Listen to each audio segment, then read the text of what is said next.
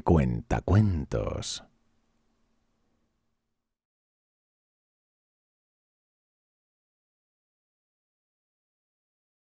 Este relato pertenece a la serie sobre la historia de Warhammer 40.000. Gracias a la web Wikihammer 40K por permitirme compartir contigo este relato. Si te gusta mi contenido, ayúdame para poder seguir haciéndolo cuando te suscribes, le das a like y dejas un comentario. Ahora, acomódate y déjate llevar por esta historia.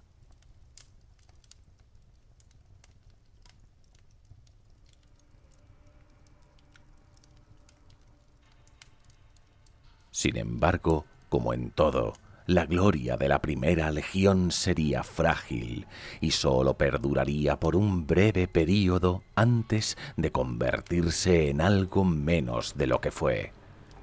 Para la primera, en aquellos días previos al regreso de su primarca, el gran enemigo que los derrocaría de su lugar de honor no sería ningún terror de la oscuridad exterior, sino su propia arrogancia.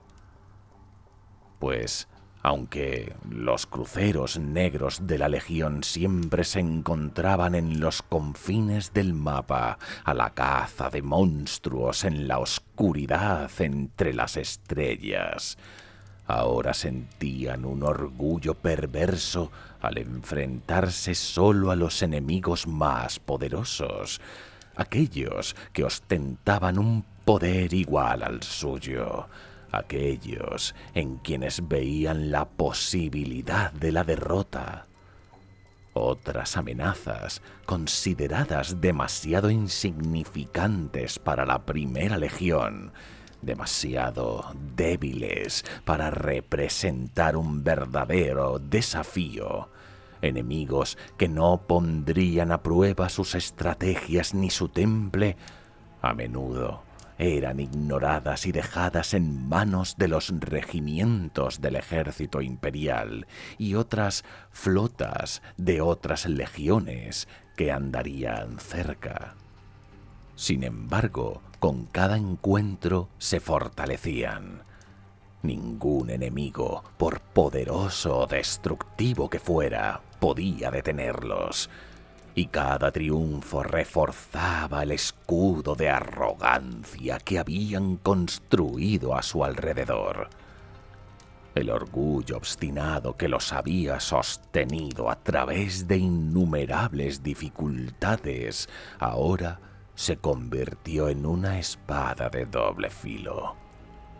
El hexagramatón, antaño un cuerpo de conocimiento en constante cambio que cambiaba para adaptarse a cada desafío, se había fijado en su lugar.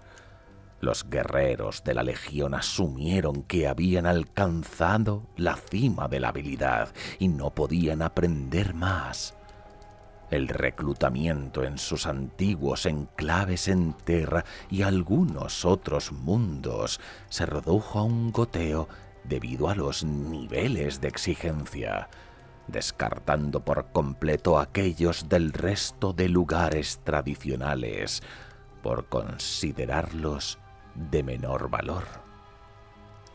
Cada batalla los adentraba aún más en el camino del colapso endógeno, una entropía decadente de autodestrucción, donde cada victoria se celebraba como un triunfo esperado pero justificado de los vencedores, pero donde también cada derrota se despreciaba como debilidades de los vencidos, legítimamente eliminados de la Legión por su fracaso.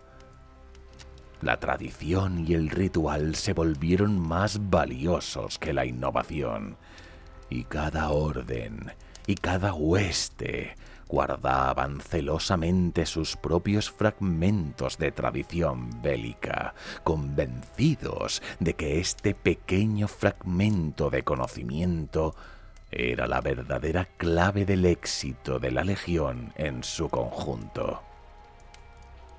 La primera comenzó a replegarse sobre sí misma, y la franqueza y la curiosidad de sus primeros años fueron reemplazadas lentamente por un enfoque hermético y tradicional. Habían comenzado la gran cruzada como mentores y guías de las demás legiones, buscando las estratagemas y tácticas que permitirían desarrollar plenamente el potencial de todas las legiones astartes. Pero ahora sentían un creciente resentimiento hacia aquellos a quienes una vez guiaron.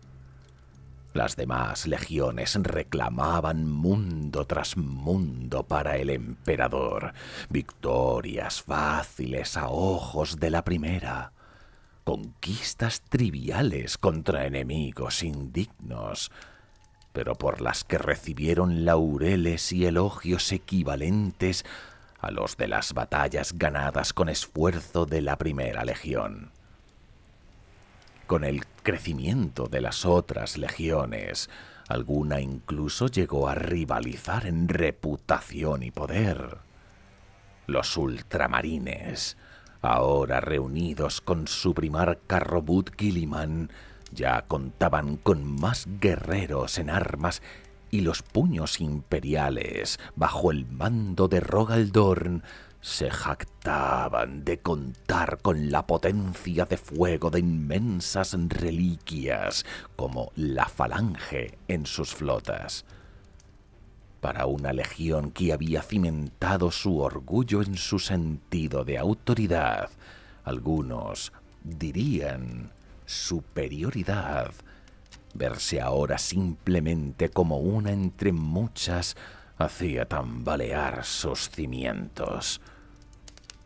Quizás el golpe definitivo a su frágil orgullo llegaría en Canis Valor, donde la conquista se convirtió en desastre. En un sistema estelar por lo demás insignificante, se envió una pequeña fuerza al asalto, confiando en su capacidad de prevalecer como en tantas otras ocasiones. Sin embargo, los xenos que habitaban este mundo, cuya identidad había sido borrada de los registros hacía tiempo, demostraron ser una amenaza sin precedentes, luchando sin considerar las tácticas sensatas y con una tecnología que desafiaba toda explicación racional. Así, el ataque inicial de los Ángeles de la Muerte fue repelido con grandes pérdidas, una indignidad que la Primera Legión no había conocido en décadas. Pero lo peor fue que el primer asalto le siguió un segundo asalto y luego un tercero, cada uno repelido a su vez con pérdidas crecientes.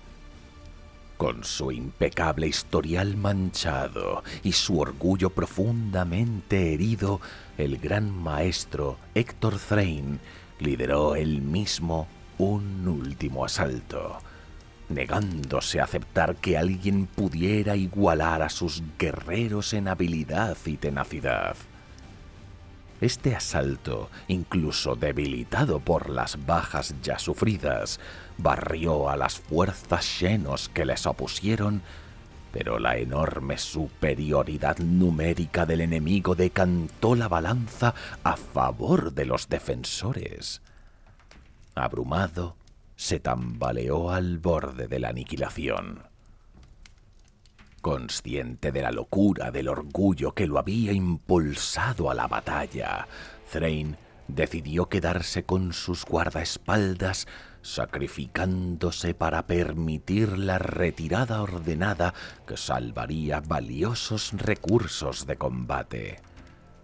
Ya de vuelta a la flota, fuego nucleónico barrió la superficie, borrando todo rastro de vida de Canis Valor, quedando reducido solo a meras cenizas, convirtiendo tanto a defensores como supervivientes en nada. Una medida que, según muchos, debería haberse tomado antes si el orgullo no los hubiera obligado. Todos los registros del enemigo alienígena contra el que luchó la Legión fueron sellados de nuevo. La pérdida tanto de la batalla como del gran maestro Thane desató la agitación en las filas de la Legión. Una sutil lucha por el poder estalló, una lucha que ralentizó el ritmo de sus conquistas y amenazó con desbancar a la Legión de su preeminente posición de honor de entre las demás.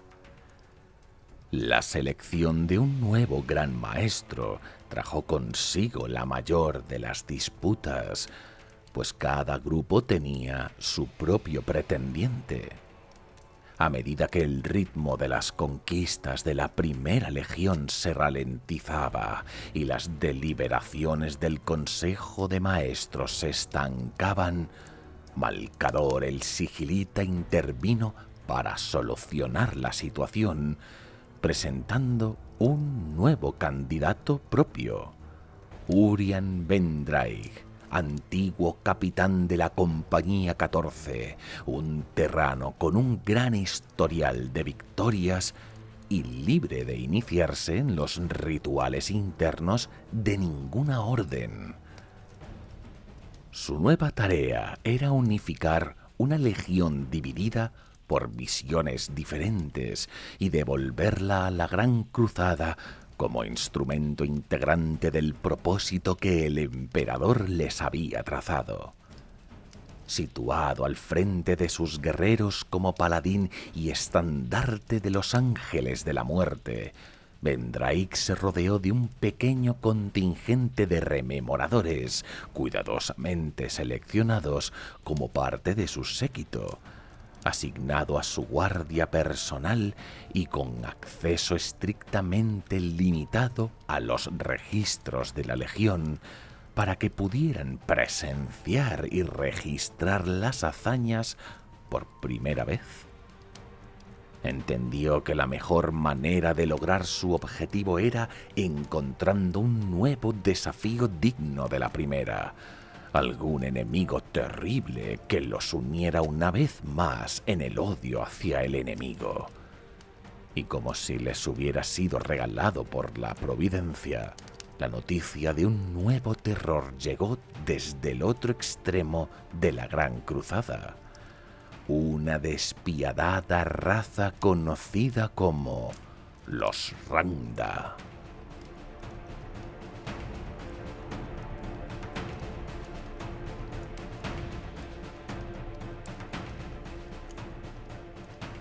Encontrados por la 105 Compañía de Pioneros de la Quinta Legión, en un mundo aislado del borde norte de la galaxia, los Rangda eran considerados una grave amenaza para el Imperio en expansión. Aunque en aquel entonces se creía que su territorio abarcaba solo un sistema estelar, poseían una tecnología vil y un aspecto temible que justificaba las respuestas más extremas. Reuniendo una flota de cientos de naves de guerra de clase capital, el nuevo gran maestro descendió sobre el aislado sistema de Advex Mors, donde los Rangda habían creado una vasta luna de guerra artificial, una inmensa máquina de guerra que había costado la vida de millones de trabajadores esclavos de 100 mundos. Esta monstruosa arma estaba defendida por una flota de desagradables barcas de guerra Rangda, cada una repleta de armas y tripulada por esclavos cuyos collares neurales les imponían una obediencia inquebrantable. La batalla resultante dejaría el sistema de Advex Mors reducido a cenizas y escombros. Los 6 mundos de los Rangda quedaron inhabitables, sus flotas reducidas a campos de escombros flotantes y sus vastos ejércitos de esclavos completamente aniquilados. La campaña duró 4 meses y costó la vida de unos 5.000 astartes de la legión. Pero tomada la luna artificial, el siguiente objetivo obvio serían los propios mundos del sistema. La primera legión reunió una poderosa armada para el asalto, unos 50.000 guerreros de la legión y otras 100.000 tropas de apoyo procedentes de regimientos del ejército imperial y de las fuerzas del Mechanicum Tagmata de la cercana Shana, así como cerca de un centenar de naves estelares de clase capital y muchas más naves de escolta menores. Los informes iniciales de la flota de la Quinta Legión, que había trazado los primeros mapas de Advex Mors, pintaban un panorama sombrío para la fuerza de asalto, pues los 6 mundos del sistema Advex Mors estaban fuertemente fortificados y guarnecidos, tanto que las estratagemas de la Divisio Militaris inicialmente creyeron que esta era la sede del poder de los Rangda en la galaxia. La invasión de Advex Mors Extremis siguió a estos éxitos iniciales en órbita, con el propio Gran Maestro desplegándose al frente del 8º capítulo de la Primera Legión para encabezar el asalto. Advex Mors Extremis poseía un valor estratégico limitado, ya que albergaba una pequeña instalación que refinaba combustible de los vastos océanos de hidrógeno líquido atrapados bajo la gruesa corteza helada, y estaba defendida únicamente por una pequeña guarnición de soldados esclavos y un solo supervisor Randan. 1000 guerreros de la Primera Legión entraron en combate contra 10.000 enemigos.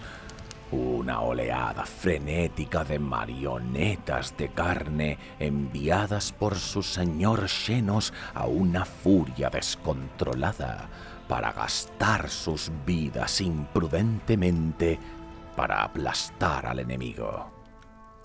La oscura oleada de guerreros esclavizados mentalmente avasalló las líneas de la Primera Legión, pero fueron repelidos y derrotados por las legiones astartes en una batalla que apenas duró 3 breves horas solares, con un coste para ellos de menos de 200 marines. El propio Urian Bendraich descendió al infierno boreal de las minas de hielo y mató al Señor Supremo Randan en combate cuerpo a cuerpo, emergiendo para alzar la cabeza ante los guerreros reunidos de su legión. Así continuaría la lucha en los otros 4 mundos exteriores, con cada pequeña guarnición siendo aislada por la vasta flota imperial y destruida por diferentes destacamentos de los Ángeles de la Muerte, aprendiendo y sondeando las debilidades del enemigo en el proceso. En cuestión de pocos meses, la flota del Imperio había aplastado los planetas más exteriores del sistema y se encontraba en el umbral de Advex Mors Primus. sabiendo que cualquier intento de destruir su luna de guerra mediante un asalto orbital sostenido resultaría en un gran número de bajas y daría al planeta subyacente aún más tiempo para fortificarse y prepararse. El gran maestro Vendraig planeó atacar ambos objetivos a la vez utilizando el poder de sus guerreros astartes.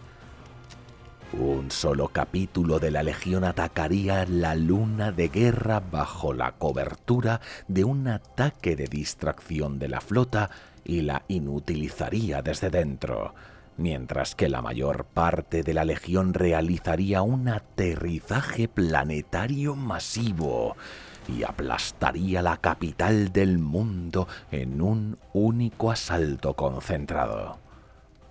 La falange de acorazados imperiales pesados avanzó sobre Admex Mors Primus, pero a diferencia de enfrentamientos anteriores, las naves rangdanesas formaron una constelación defensiva alrededor de la luna de guerra, impidiendo a la flota imperial cualquier abertura fácil para desplegar lanchas de desembarco o realizar un asalto coordinado, lo que mostró un nivel de conciencia táctica hasta entonces completamente inesperado, haciendo que las fuerzas imperiales ahora se vieran obligadas a enfrentarse a los cañones concentrados del enemigo.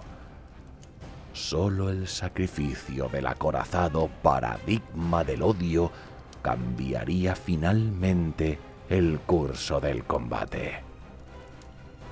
El antiguo acorazado, con sus escudos de vacío destellando mientras luchaba por absorber el peso del fuego lanzado contra él, se abalanzó sobre la formación enemiga y dispersó a las naves menores de los Rangda.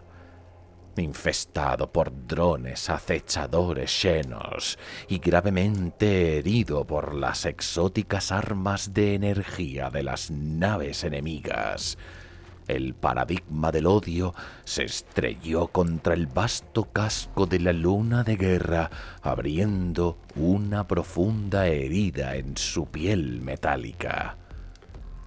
Los supervivientes de su tripulación y el contingente de guerreros de la primera legión a bordo del acorazado tomaron posiciones defensivas dentro de los restos destrozados de su nave y provocaron una sobrecarga catastrófica en el reactor de plasma, mientras las huestes Randa a bordo de la vasta luna de guerra se movilizaban para abrumarlos.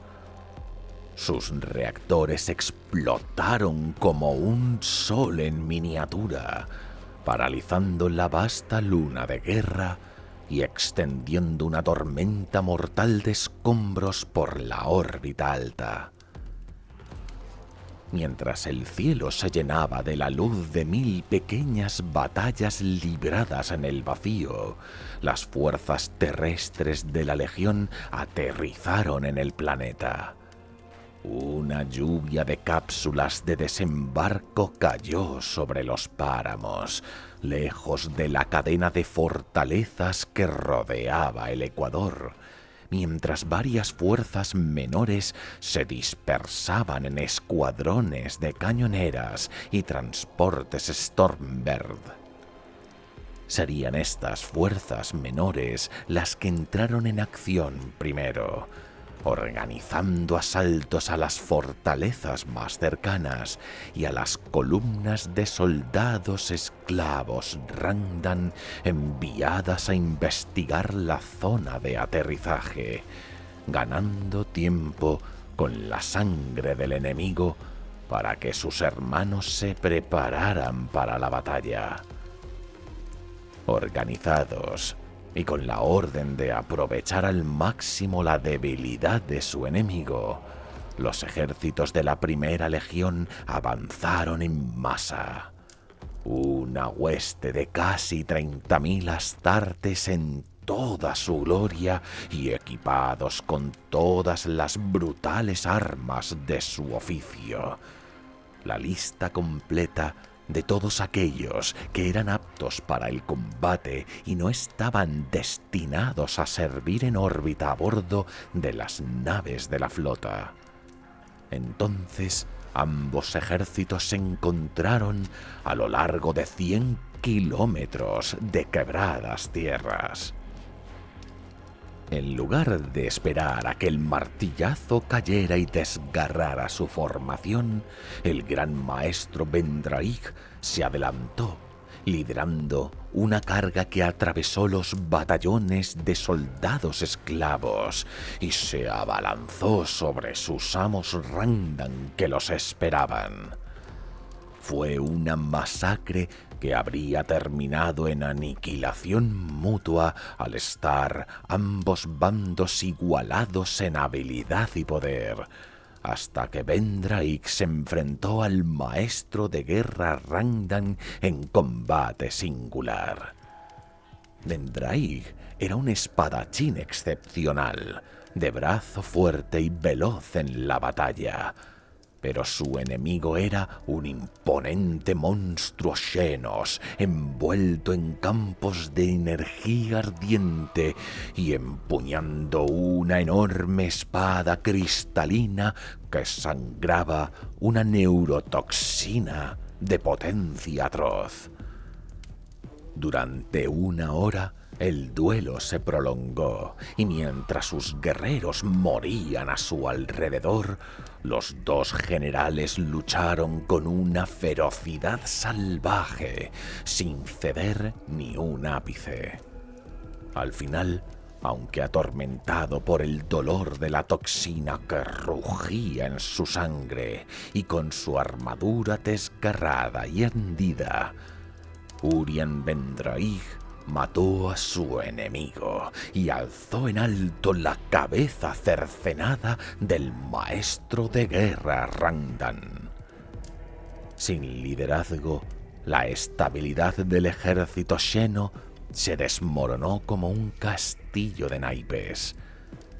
La batalla estaba decidida y el orgullo de los Randan destrozado.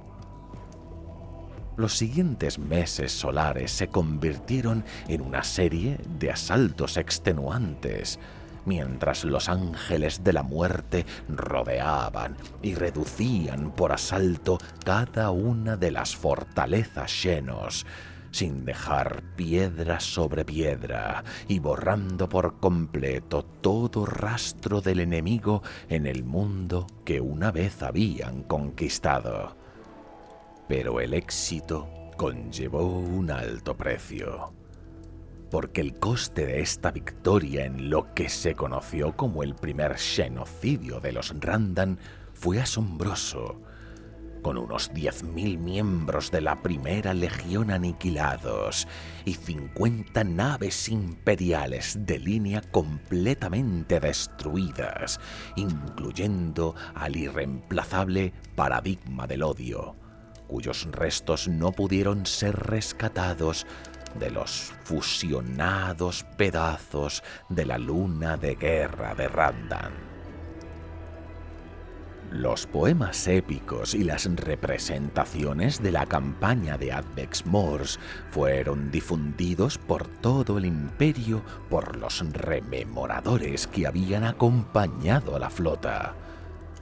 Tras la campaña de Advex Mors, el recién nombrado Gran Maestro buscó otras insignias de gloria para su legión.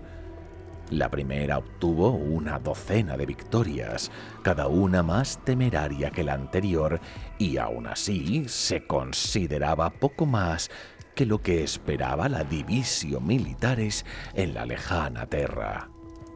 Impulsados por una ansia de gloria que crecía con cada honor de campaña, el Gran Maestro y sus guerreros llegaron a la fortaleza rebelde de Carcasarn, un mundo fortaleza que había resistido a Robut Guilliman y a las legendarias filas de su élite durante casi un mes.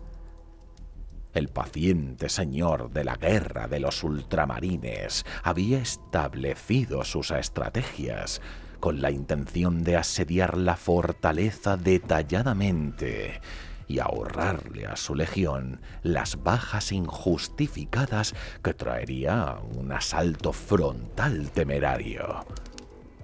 La llegada del gran maestro Urian Bendraig y sus guerreros no alteró esta estrategia, y el señor de ultramar esperaba que siguieran su consejo y se unieran a su campamento. Los guerreros de la primera, viendo ante ellos la oportunidad de humillar a los ultramarines, formaron filas ante las imponentes puertas de kilómetros de altura de la fortaleza mundo de Carcasarn y cargaron. Una cuña de guerreros con armadura negra y máquinas de guerra de 10.000 hombres, precedida por los mismos grandes estandartes que antaño habían combatido al lado del mismísimo emperador, descendió sobre la enorme puerta. Cientos cayeron en el asalto inicial, destrozados por los cañones de la muralla e inmolados por las erupciones de plasma que brotaban de los agujeros asesinos ocultos en las fortificaciones. Forzaron una brecha a costa de sus propias vidas para que los cañones pesados abrieran un agujero enorme en las vastas puertas y se adentraran en el laberinto de bulevares fortificados que se extendían más allá. Forzado por las acciones de los ángeles de la muerte, Guilliman y sus guerreros avanzaron, pero lenta y cautelosamente, conquistando cada objetivo metódicamente y con mínimas pérdidas. La vanguardia de la primera legión se adelantó, dirigiéndose hacia la plaza central para llegar a la ciudadela de su interior.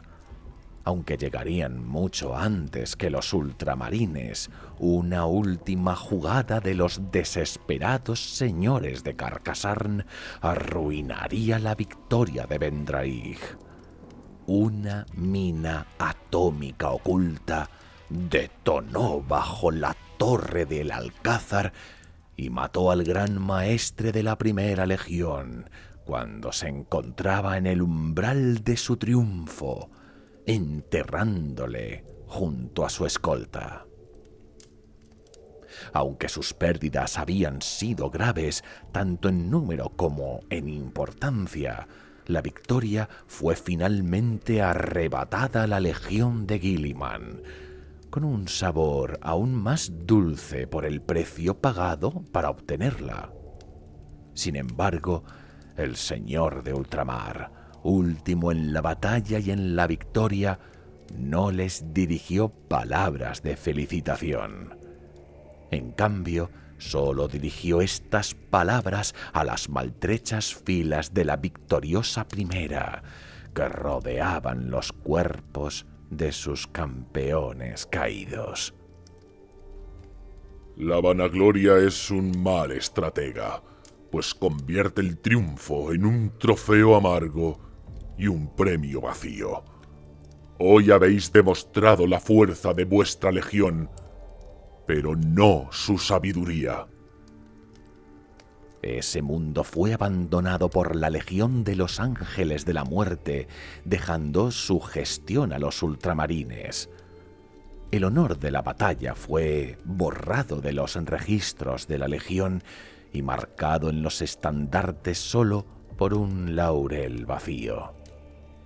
Lo único que se llevarían de Carcasarn fue la confirmación de un rumbo en colisión, alimentado por la necesidad de retos mayores sin importar el coste, una persistente sensación de ignominia que agrió sus conquistas y sus logros, los cuales solo existían para demostrar su valor, dejando a un lado el verdadero motivo de la existencia de todos los marines espaciales en la Gran Cruzada como herramienta de un futuro luminoso en la galaxia. Tras la muerte de su líder, el Consejo de Maestros volvió a tomar las riendas de la Primera Legión, la más poderosa arma de guerra, y la dividió a través de las estrellas en busca de venganza en las batallas más mortíferas que pudieron encontrar, cada uno ansioso por demostrar el valor de su capítulo y de su hueste. Los capítulos 9 y 14 tomaron las ciudadelas de coral de Melnog de manos de los Fraal en una sola noche de brutal masacre a corta distancia, con un coste de 1/10 parte de sus propias fuerzas para superar la embestida de los lobos lunares en el resto del cúmulo. Sobre los oxidados desiertos de Borsigun, una fuerza de 1000 iniciados reunidos en 11 compañías y tripulando más de 400 máquinas de guerra, se enfrentaron a una multitud de brutales moles orcoides 3 veces más numerosas, que se adelantaban a la fuerza del asalto principal para alzarse con la victoria otra vez a un precio exorbitante. Sin un líder claro, la Legión de los Ángeles de la Muerte fue sumergiendo su organización en la entropía, donde los ideales se volvían difusos más allá de encontrar un reto al que superar.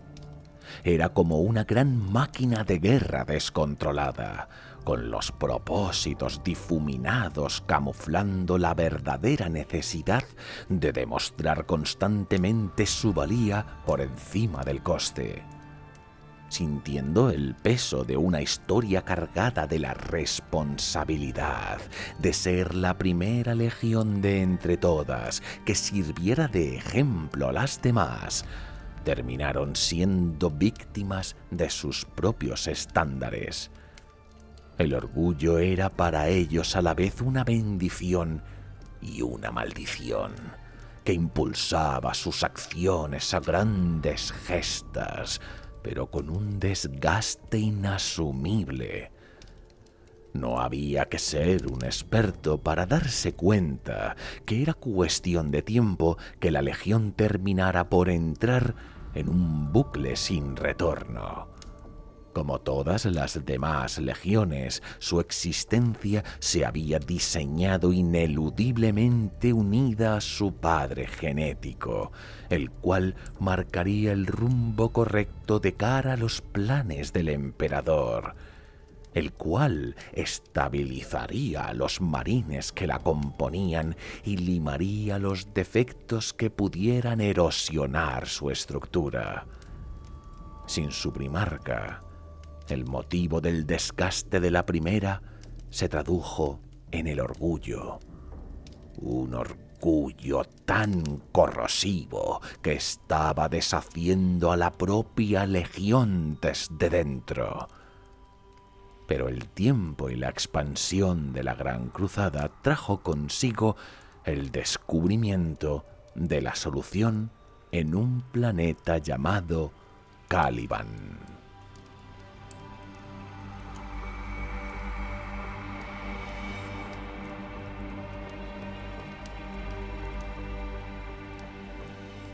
Como tantos otros mundos, Caliban también cortó todo contacto con Terra debido al nacimiento del cuarto dios del caos. Las interferencias producidas por las tormentas de disformidad que asolaron la galaxia durante la era de los conflictos hicieron que fuera imposible realizar viajes interestelares, aislando así a los mundos a su suerte. Pasaron más de 5000 años de aislamiento del resto de la humanidad, tiempo suficiente para que las gentes de Caliban desarrollaran su propia cultura, sus propias formas de hacer las cosas, dibujándose desde los patrones del pasado, pero separados de lo que habían sido tiempo atrás. Libre de la influencia de Terra, su sociedad se había desarrollado de una forma más acorde con el mundo en el que vivía. Tenía sus propias creencias y tradiciones, incluso sus propias religiones. Había sufrido un retroceso a la era feudal y estaba gobernada por la nobleza guerrera. A excepción de unos pocos lugares destinados a asentamientos o a la agricultura, el planeta entero estaba cubierto de bosques primordiales, de sombras encantadas, de oscuros y retorcidos rincones. La arboleda constante definía la vida de sus habitantes. A menos que un hombre hiciese su hogar en las montañas o viviera cerca de la costa, podría permanecer toda su vida sin ver el horizonte abierto. Caliban era el dominio de los monstruos, criaturas mutadas por fuerzas sobrenaturales. Tenía una de las atmósferas más hostiles de la galaxia y era considerado por la cartografía imperial como un mundo letal. No había mucho en el planeta que no fuera capaz de matar a un hombre, de una forma o de otra. Animales carnívoros, flores e insectos venenosos. Las criaturas de este mundo solo conocían una ley, la de matar o morir.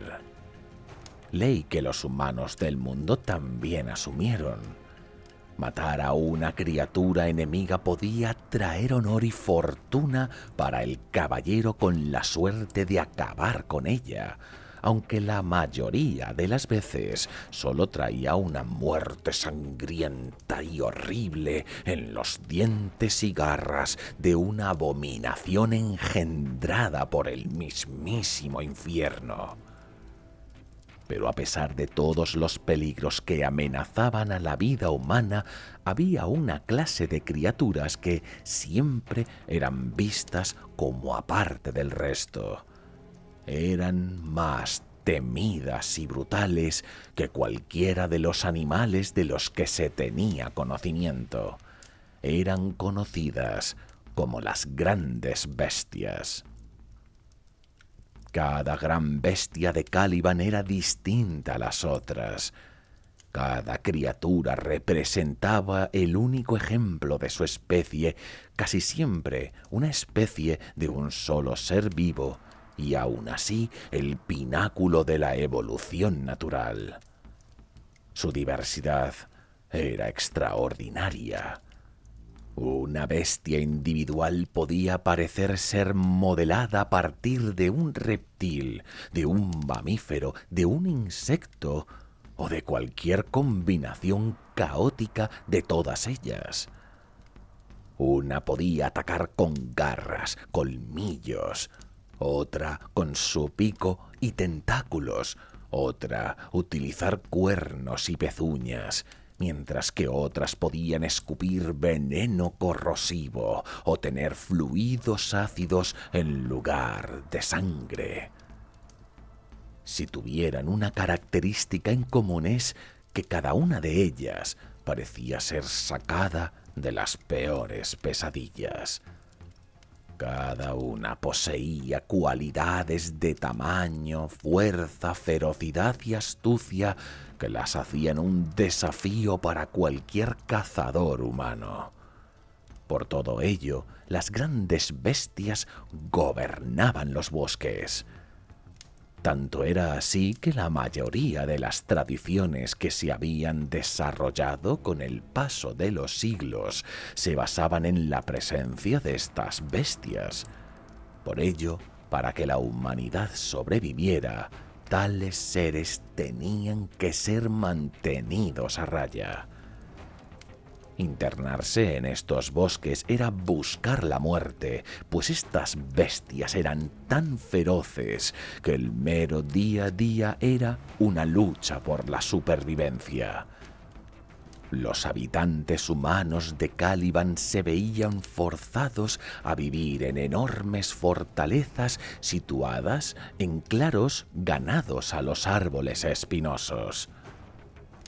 Se formaron órdenes de caballeros entre la nobleza para crear guerreros de habilidades y cualidades ejemplares, armados hacia los mejores estándares de valor y honor, y entrenados para luchar por la sociedad humana contra las peores depredaciones de estos monstruos, e inculcados con el deber de proteger así a los más débiles.